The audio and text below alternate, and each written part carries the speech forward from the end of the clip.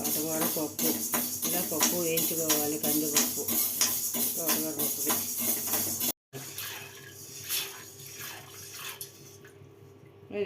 ఉంటుంది.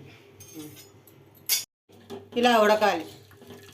ఇలా ఉడికిన తర్వాత తోటకూర వేసేసుకోండి. ఇందులో ఇలా వేసేసుకోండి.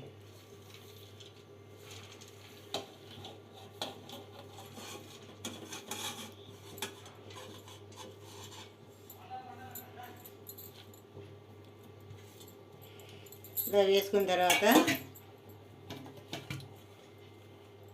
పచ్చిమిరకాయలు 2 వేసుకోండి.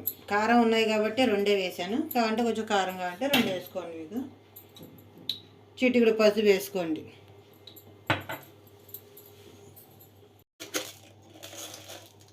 సరిపడా ఉప్పు వేసుకోండి. అండి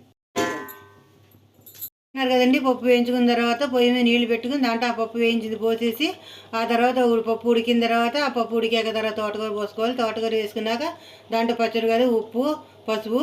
ఇప్పుడు ఇదంతా ఉడికింది అయింది కాబట్టి ఇప్పుడు చింతపండు పోసుకుంటున్నాం. కావాల్సిన చింతపండు పోసుకోండి. కొద్దిగా పులుపు కావాలనుకుంటే కొంచెం పుల్లపుల్లగా ఉండడానికి బాగుంటుంది చింతపండు రసం. చక్కగా కొంచెం పులుపు చూసుకుని పోసుకోండి. మీరు కొంచెం పులుపు కావాలి కాబట్టి నేను కొంచెం పులుపు వేసుకుంటున్నాను. పుల్లగా ఉంటుంది తోటకూర పప్పు.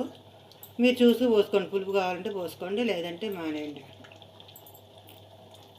కలపాలి చింతపండు పప్పులో. ఇలా కలుపుకోండి. చింతపండు కలుస్తుంది. అందులో 1 రవ్వ శనగపిండి వరిపిండి కొద్దిగా వేసుకోండి. 2 కలిపి ఇలా నీళ్లు పోసుకోండి. నీళ్ళు కోసం కలుపుకొని అప్పుడు అందులో వేసేసుకోండి.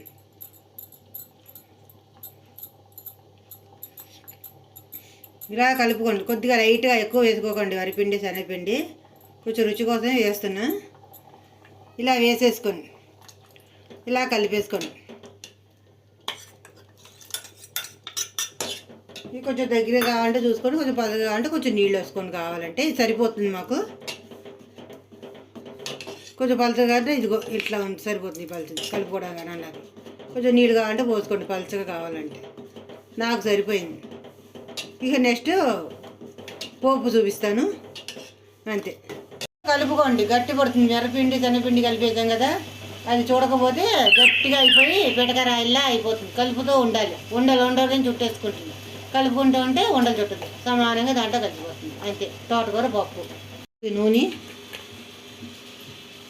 1 చెంచా ఆవాలు, 1 చెంచా జీలకర్ర, 4 మిరపకాయలు. కారాన్ని బట్టి మిరపకాయలు వేసుకోండి. చిటికుడు ఇంగువ కావాలంటే కరివేపాకు కూడా వేసుకొని, లేకపోతే లేదు. బాగుంటుంది కరివేపాకు వేసుకున్నా కూడా. దానిపైన కారం వేసుకోవాలి. అంతా పోపు అయ్యాక వేసాక కారం వేసుకోవాలి. ఇలా వేగాగాలు జీలకర్ర మిరపకాయలు కరివేపాకు ఇంగువ నూనె. ఈ పోపు తోటకూర పప్పులోకి. కారం కావాలనుకున్న వాళ్ళు కారం వేసుకోండి. నేను వేసుకుంటాను కారం బాగుంటుందని. మీరు కారం వేసుకుని ఇందులో ఇలా కలిపేసుకోండి. ఆ ఉడికిన తోటకూర ఇందులో వంపుకోండి.